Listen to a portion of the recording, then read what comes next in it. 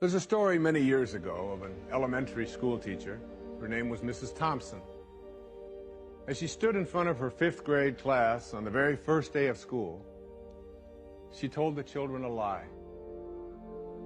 Like most teachers, she looked at her students and said that she loved them all the same. But that was impossible because there in the front row, slumped in his seat, was a little boy named Teddy Stoddard. Mrs. Thompson had watched Teddy the year before and noticed that he didn't play well with the other children, that his clothes were messy and that he constantly needed a bath. Teddy could be unpleasant. It got to the point where Mrs. Thompson would actually take delight in marking his papers with a broad red pen and making bold X's and then putting a big F at the top of his papers. At the school where Mrs. Thompson taught, she was required to review each child's past records, and she put Teddy's off until last. However, when she reviewed his file, she was in for a surprise. Teddy's first grade teacher wrote, "Teddy is a bright child with a ready laugh. He does his work neatly and he has good manners. He's a joy to be around." His second grade teacher wrote, "Teddy's an excellent student, well liked by his classmates. But he's troubled because his mother has a terminal illness, and life at home must be a struggle." His third grade teacher wrote, "His mother's death has been hard on him. He tries to do his best, but his father doesn't show much interest, and his home life will soon affect him if steps aren't taken." Teddy's fourth grade teacher wrote, "Teddy's withdrawn and doesn't show up much interest in school.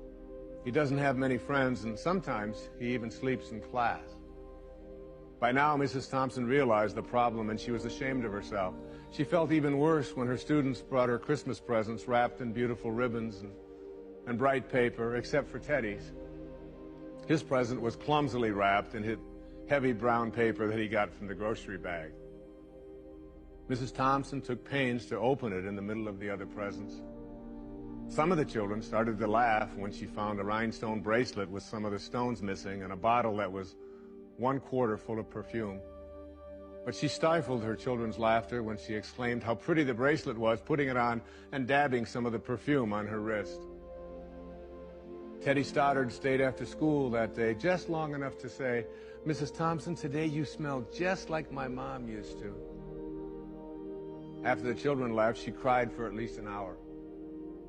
On the very day, she quit teaching reading, writing, and arithmetic, and instead, she began to teach children. Mrs. Thompson paid particular attention to Teddy. As she worked with him and his mind seemed to come alive, the more she encouraged him, the faster he responded.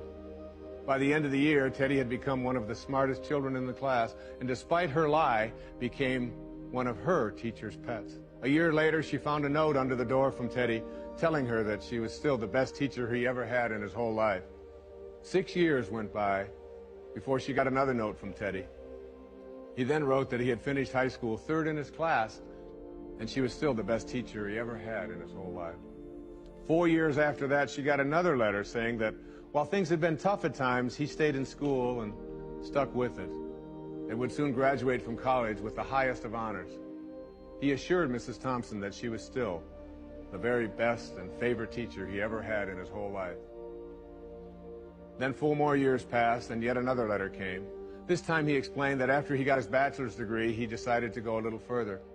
The letter explained that she was still the best and favorite teacher he ever had, but now his name was a little longer. The letter was signed Theodore F. Stoddard, M.D. But the story doesn't end there. You see, there was yet another letter that spring. Teddy said he'd met this girl and was going to be married.